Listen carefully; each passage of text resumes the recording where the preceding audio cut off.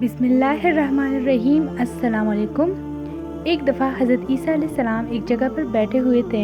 उन्होंने देखा कि एक बूढ़ा शख्स बेलचा उठाए अपनी ज़मीन से जड़ी बूटियाँ साफ़ कर रहा है। हज़रत ईसा अलैहिस्सलाम ने अल्लाह से दरख्वास्त की कि वो इसके दिल से दुनिया की मोहब्बत निकाल दे। दुआ के फ़ौरन बाद बूढ़े ने बेलचा ज़मीन पर रखा और आराम करने लगा।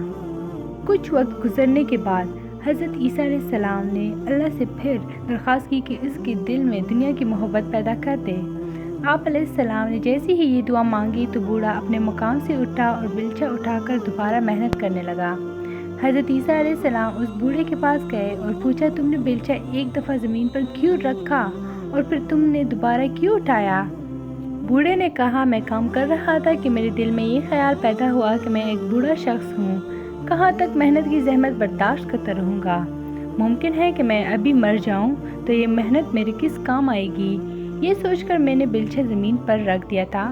उसके चंद लम्हे बाद मेरे दिल में ये ख्याल आया कि तुम इस वक्त ज़िंदा है और हर ज़िंदा शख्स के लिए वसाइल ज़िंदगी की ज़रूरत होती है। अगर तू काम नहीं करेगा फिर वसाइल से महरूम हो जाएगा और रोटी कहाँ से खाएगा। चनांचे मैं ये सोचकर उठ खड़ा हुआ और बेलचा हाथ में लेकर दोबारा मेहनत करने लगा। अगर इंसान के दिल से दुनिया की मोहब्बत ख़त्म हो जाए और अल्लाह ताला की मोहब्बत पैदा हो जाए तो वो अल्लाह ताला के दिए हुए कम रिस्क पर भी शुक्र अदा करता है और एक पुरसुकून ज़िंदगी गुजारता है।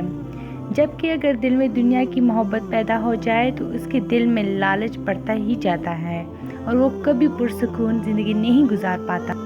तो ये थी मेरी आज की वीडियो। उम्मीद करती हूँ कि आप लोगों को अच्छी लगी होगी।